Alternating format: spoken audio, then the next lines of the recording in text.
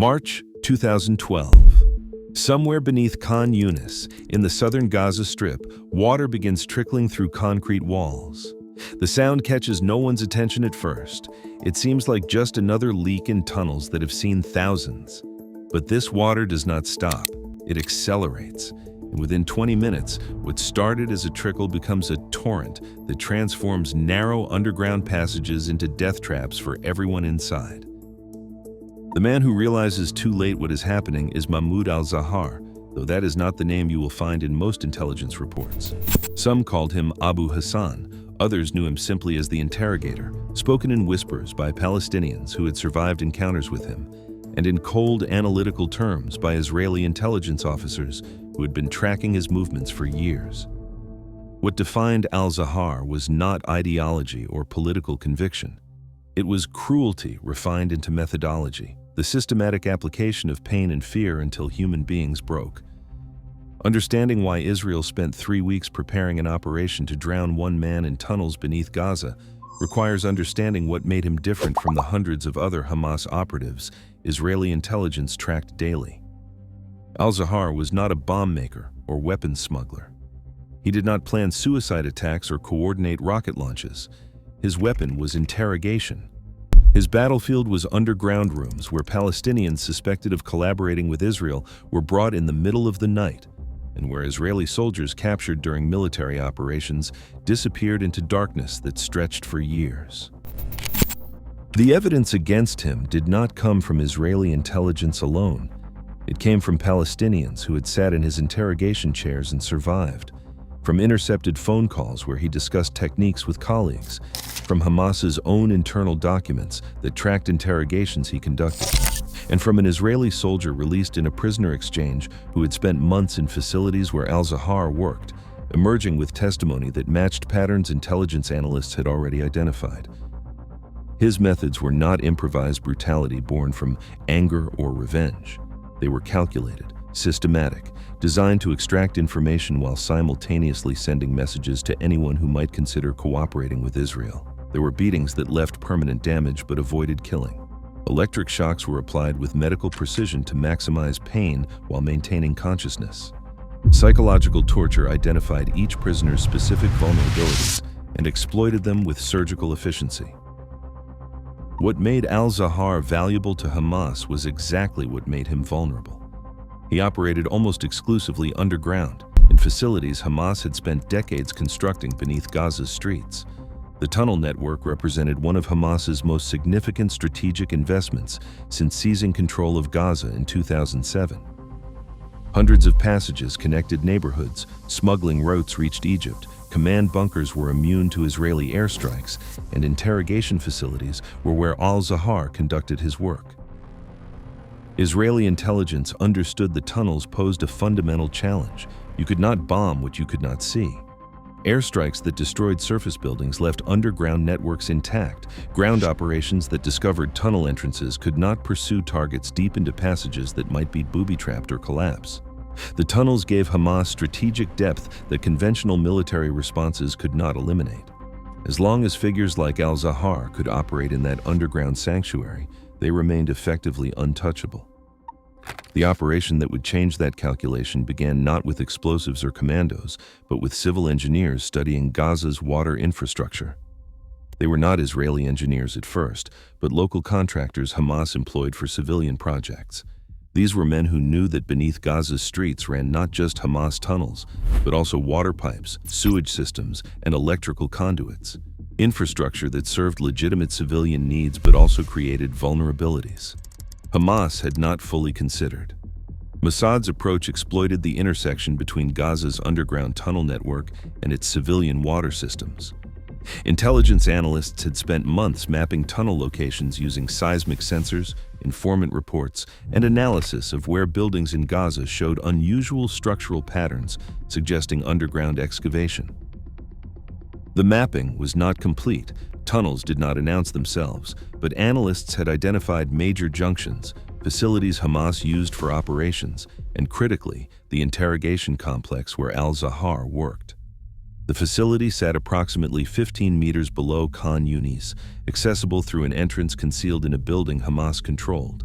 Israeli surveillance had tracked al-Zahar entering that building on multiple occasions, always at night, always accompanied by Hamas security personnel, and always remaining inside for hours before emerging. Intelligence sources within Gaza confirmed what surveillance suggested. Beneath that building lay the interrogation rooms where al-Zahar conducted his work. Destroying the facility with conventional weapons wasn't feasible. An airstrike would kill civilians in surrounding buildings. Artillery would face similar problems. A ground operation would require Israeli forces to fight through Khan Yunis to reach the building, then descend into tunnels where Hamas could defend from prepared positions. Every conventional approach created unacceptable risks, either to Israeli soldiers or to Palestinian civilians who weren't legitimate military targets. But water offered different possibilities. Gaza's water infrastructure included large pipes that carried water from treatment facilities to neighborhoods throughout the territory. Some pipes ran close to known tunnel locations, separated only by meters of earth and concrete. If those pipes could be breached at precise locations, water could be channeled into tunnel networks with force sufficient to flood passages faster than anyone inside could escape. The engineering challenge was significant, but not impossible. Breaching the wrong section of pipe could send water into civilian neighborhoods above ground instead of tunnels below. Breaching without adequate force, and Hamas might simply pump water out before serious flooding occurred. The operation required identifying pipe sections directly above or adjacent to tunnel passages, determining exactly where breaches would direct water into Hamas's underground network, and calculating flow rates that would overwhelm tunnel drainage systems Hamas had installed. Mossad recruited local assets who could access Gaza's water infrastructure without triggering Hamas security concerns. These included civil contractors working on legitimate water projects and municipal employees responsible for maintenance. The cover story was routine inspections and minor repairs, activities that occurred regularly enough that Hamas security did not scrutinize them closely. Those assets identified pipe sections that met operational requirements, documented their exact locations and structural characteristics, and provided information about water pressure and flow capacity.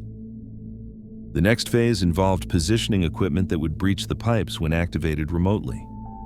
The equipment took the form of shaped charges, small enough to be concealed during installation, but powerful enough to rupture heavy water pipes when detonated. Installation occurred over several nights in February 2012, with operatives posing as maintenance workers who accessed underground areas where pipes ran close to tunnel locations that intelligence had identified. Each shaped charge was positioned against a specific section of pipe, aimed to direct the explosive force so it would rupture the pipe and channel water downward toward tunnel passages. The charges were connected to radio receivers that would detonate on command from observers positioned to monitor al-Zahar's movements and to confirm when he was inside the target facility and isolated from easy escape routes.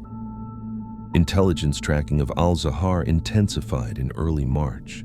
Israeli surveillance monitored his routine movements, noting patterns in his schedule and identifying nights when he conducted interrogations. Sources within Gaza reported that Hamas had captured a Palestinian suspected of providing information to Israel and that al-Zahar would personally conduct interrogation. The opportunity was optimal. Al-Zahar would be underground in a facility surrounded by tunnel networks Israeli engineers had mapped and studied. On March 17th, surveillance confirmed al-Zahar entering the building that concealed access to the interrogation facility. Israeli observers tracked his descent underground and waited 30 minutes to ensure he had moved deep enough into the facility that he could not quickly retreat to the surface if something went wrong. The observation post sent the signal. Shaped charges detonated in sequence, rupturing water pipes at multiple locations surrounding the tunnel network. Water under pressure does not announce itself gradually, it arrives as a flood. In the first minutes after the pipes breached, thousands of gallons per minute poured into tunnel passages that had never been designed to handle such volumes. Hamas had installed some drainage pumps in critical tunnel sections, but the pumps were sized for groundwater seepage, not for industrial volumes of water flooding from ruptured mains. Al-Zahar and his security team initially assumed the water came from accidental pipe failure. Such failures occurred periodically in Gaza, where infrastructure was aging and poorly maintained. But as water continued rising, and as it became clear that flooding was coming from multiple directions simultaneously, comprehension replaced confusion. This was not an accident. The tunnels were being deliberately flooded. Evacuation attempts faced immediate problems. The route al-Zahar had used to reach the interrogation facility was already impassable, water filling lower passages too quickly for anyone to wade through, even if they were strong swimmers. Alternative routes led to other tunnel sections that were also flooding as water spread throughout the interconnected underground network. The engineers who had planned this operation had calculated flooding patterns carefully, ensuring every likely escape route would be blocked before anyone trapped inside could reach them. Hamas personnel above ground heard the detonations and quickly understood something had gone catastrophically wrong underground. Emergency response teams attempted to enter the tunnels to reach trapped personnel, but water levels were already too high for rescue without specialized equipment Hamas did not possess. Confusion about whether the flooding was accidental or a deliberate attack delayed their response, precious minutes lost before they began treating the situation with the urgency it required. Approximately 2 hours after the flooding began, Hamas rescue teams using pumps and protective gear managed to enter outer sections of the tunnel network. But deeper sections where al-Zahar was trapped remained inaccessible. Hamas commanders made the difficult decision to focus on pumping water from the tunnels rather than risking additional casualties by sending rescuers into areas where they might also drown. Pumping operations continued for 6 hours before water levels dropped enough to allow Hamas personnel to reach the interrogation facility. They found al-Zahar's body along with 3 others, all drowned. Evidence suggested they had survived initially in air pockets as water rose, but those pockets had eventually been eliminated or exhaustion had overcome them as they desperately searched for escape routes that did not exist. The discovery confirmed the operation's success in eliminating its primary target, but it also revealed to Hamas that Israeli intelligence possessed capabilities they had not anticipated. The ability to flood tunnel networks without sending forces underground forced Hamas to reconsider assumptions about the tunnels providing secure sanctuary for operations and personnel. A Hamas investigation into how the flooding occurred discovered the breach points in water pipes and the boreholes where shaped charges had been positioned. The operation had been planned with meticulous attention to detail and executed with precision that indicated sophisticated intelligence about both tunnel locations and Gaza's water infrastructure. But identifying who had conducted the preparatory work proved impossible. The cover identities and documentation had been sufficiently credible that the drilling operations had not triggered Hamas security concerns during the weeks of preparation. The method raised immediate questions within intelligence communities about acceptable tactics in counterterrorism operations. Flooding tunnels to eliminate targets who operated underground represented innovation in operational methodology. But it also represented a form of killing that some observers characterized as execution rather than combat. The targets drowned slowly, aware of their fate, without opportunity to surrender or escape. The method was effective and eliminated Israeli personnel risk, but it crossed ethical boundaries that distinguish between legitimate military action and deliberate infliction of prolonged suffering. Israeli officials maintained the operation represented legitimate targeting of a combatant responsible for war crimes against both Israeli soldiers and Palestinian civilians. Al-Zahar had tortured prisoners, violated international law prohibiting mistreatment of captives, and was actively engaged in Hamas operations when he was killed. His death occurred as a result of military action in ongoing conflict, not as execution following capture. Critics argued that regardless of al-Zahar's crime, deliberately drowning him in circumstances where he could not escape constituted extrajudicial killing that violated norms about humane treatment, even of enemies who had committed atrocities. The method's cruelty was undeniable, prolonged death by drowning while trapped underground with full awareness of impending fate. That such cruelty targeted someone who had himself inflicted systematic cruelty did not automatically justify employing similar methods in response. The operation's strategic impact extended beyond eliminating one individual. Hamas responded by implementing extensive modifications to tunnel security, installing sealed doors between tunnel segments to prevent flooding from spreading, adding drainage capacity in critical facilities, and increasing surveillance of water infrastructure to detect potential breaches being prepared. But these improvements were costly, time-consuming, and diverted resources from other Hamas priorities, while still leaving many tunnel sections vulnerable. More significantly, the operation demonstrated that Israeli intelligence could reach targets who believed themselves safe in underground facilities that conventional weapons could not destroy. The psychological impact on Hamas leadership was substantial. If tunnels could be flooded, what other unconventional methods might Israeli intelligence employ? The question introduced uncertainty into calculations about sanctuary and security that affected Hamas operational planning for years afterward. What remains 3 years later is not just the story of one man drowned in tunnels beneath Gaza.